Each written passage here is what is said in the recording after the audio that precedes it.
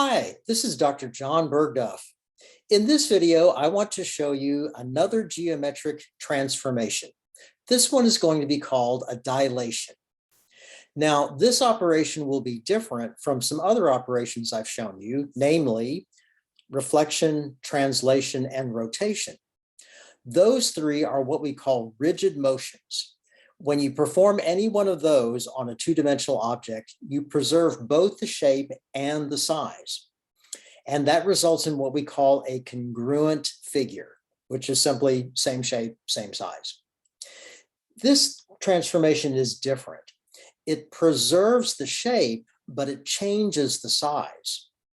Same shape, different size, and that results in what we call a similar figure or a similar object. And I want to illustrate how this works pretty simply using a two-dimensional object and a flashlight. Let me turn this light off. I'm going to show you how this works. So here we have an ordinary flashlight, as you can see, and this flashlight is going to be where the light comes out here at the end is going to be referred to as the center of dilation, where the dilation comes from. Then we're going to take a two-dimensional object, namely this circle right here, and I'm going to shine the light on the two-dimensional object. Move myself a little bit.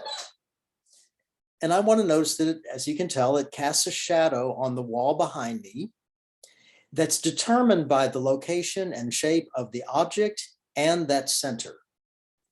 As I change the relationship between the center and the object, the size might get bigger or the size might get smaller. The light emanates from the flashlight, hits the object. Whatever is not blocked by the object goes to the back and hits the wall, and that creates an object that is similar, same shape, different size. Now, how does that work in a two-dimensional case? Let me show you by turning the light back on and switching my camera.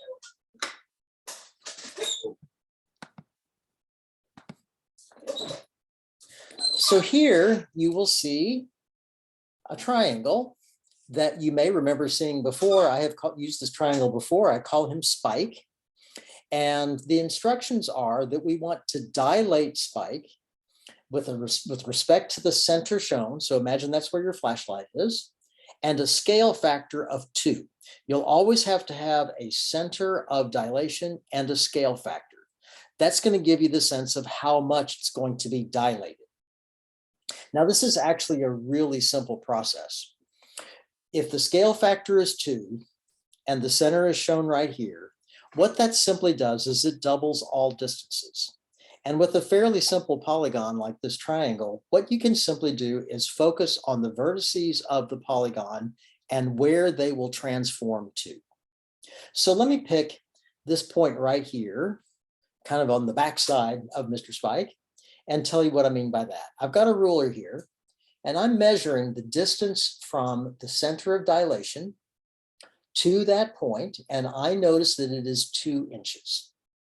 If I'm dilating by a scale factor of 2, I am simply going to double that distance and put a point at a distance of 4 inches. And I'm going to draw a little dotted line here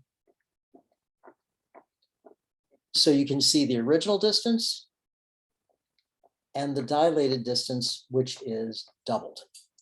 This point will correspond to this point. This is the pre-image, and we're going to create what we call the image.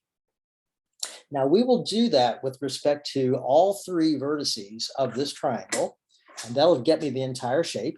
So I'm going to go up here to his head and measure the distance from the center of dilation to the top of his head.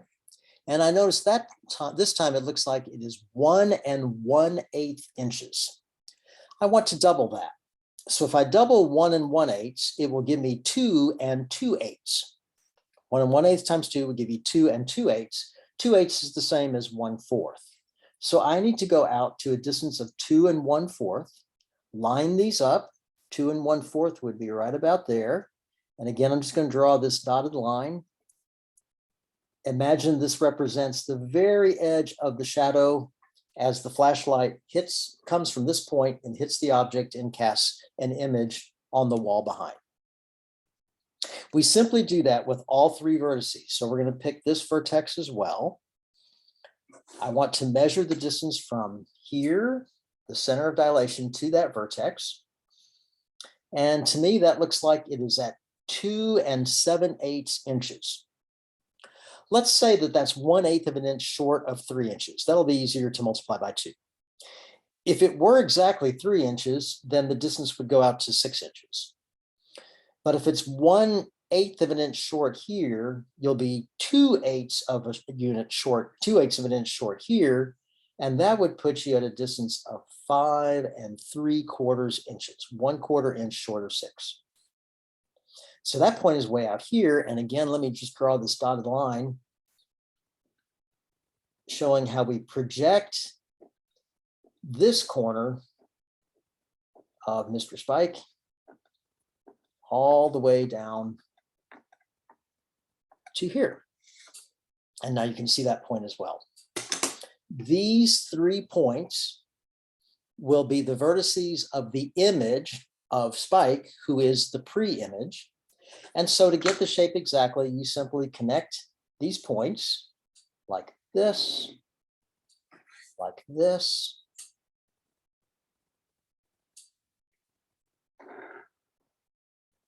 and like this. Make sure I'm staying on screen here.